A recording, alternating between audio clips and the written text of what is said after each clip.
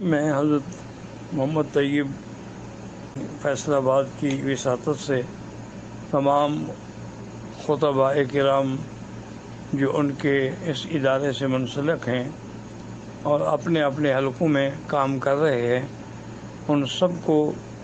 سب سے پہلے مبارکباد پیش کرتا ہوں، اور اس کے بعد اس کام کی اہمیت کے پیش نظر، چونکہ اصل چیز یہی ہے کہ آدمی صحیح طریقے سے اپنے پیغام کو پہنچائے، تو سب سے پہلے میں اپنے نوجوان خطباء سے گزارش کروں گا کہ سب سے پہلی چیز جو ہے قابل حجت وہ اللہ کا قرآن ہے۔ تو آپ قرآن پاک پہ نظر ڈالیں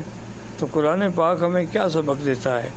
یہی سبق پڑھاتا ہے کہ ادعو الی سبیل ربک بالحکمت والموعظۃ الحسنہ، اور اس کے بعد اندازہ فرمائیں کہ اللہ پاک پیغمبروں کو بھیجتے ہیں،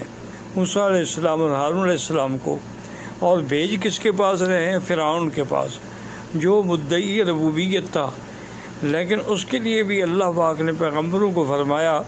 کہ آپ فقولا لہ قولا لینا، نرم لہجے سے، نرم انداز سے بات کرنا۔ شاید یہ نرم بات اس کے دل، حالانکہ اللہ جانتے ہیں کہ وہ مسلمان نہیں ہوگا، اللہ کے علم میں ہے کہ وہ کفر کی موت مرے گا، لیکن پھر بھی انداز تذکیر جو ہے وہ یہ ہے کہ نرمی کے ساتھ کیا جائے۔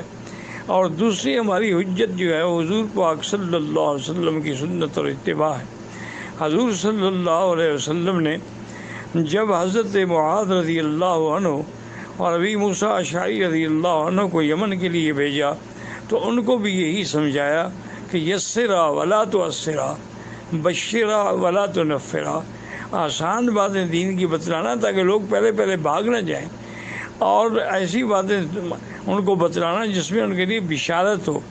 تاکہ جب بشارت پہنچ جائے گی تو پھر تنذیر کا کام جو ہے وہ آسان ہو جائے گا۔ تو اس لیے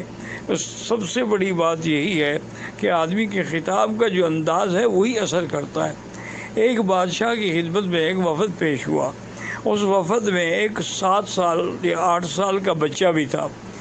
تو بادشاہ کے حاجب نے پوچھا ان وفد والوں سے کہ من المتکلم منکم، تم میں سے کون بات کرے گا؟ کیونکہ سب تو بات نہیں کرو گے اور نہ بادشاہ سنے گا،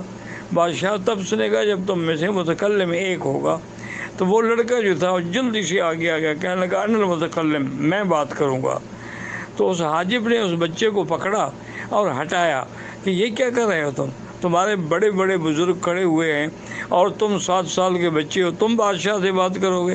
اس نے کہا السلطان لیس اکبر من سلیمان وانا لست اصغر من ہدہد، تمہارا بادشاہ حضرت سلیمان سے بڑا بادشاہ نہیں ہے اور میں ہدہد پرندے سے بھی چھوٹا نہیں ہوں۔ اگر وہ حضرت سلیمان کو خطاب کر سکتا ہے تو میں کیوں نہیں کر سکتا ہوں؟ تو اس کی خطابت سے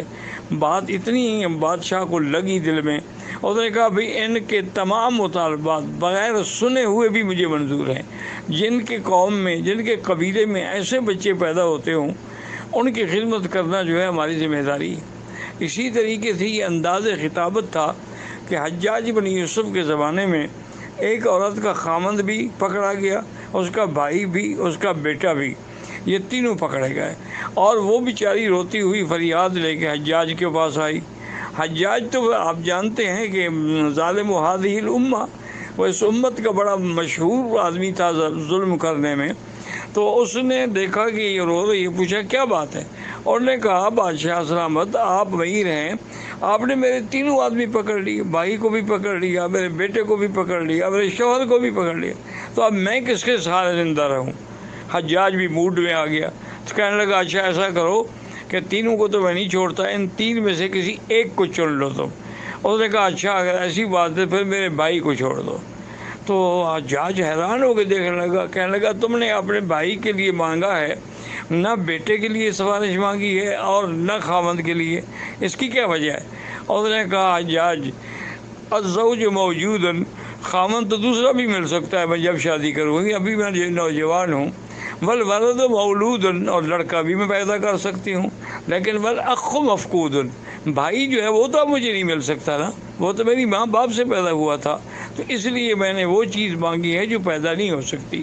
تو میں تمام اپنے عزیزان کرام خطباء عظام کی خدمت میں یہ گزارش کروں گا کہ اپنے انداز میں نرمی پیدا کریں، اپنے انداز میں موعظت حکمت سے کام لیں، اور موجودہ دور میں سب سے زیادہ ضرورت ہمیں اس بات کی ہے کہ جتنے جدید فتن اٹھ کھڑے ہوئے ہیں ان فتنوں کے مقابلے کے لیے ہم اپنے گروپس مختص کر دیں بھی یہ 4 آدمی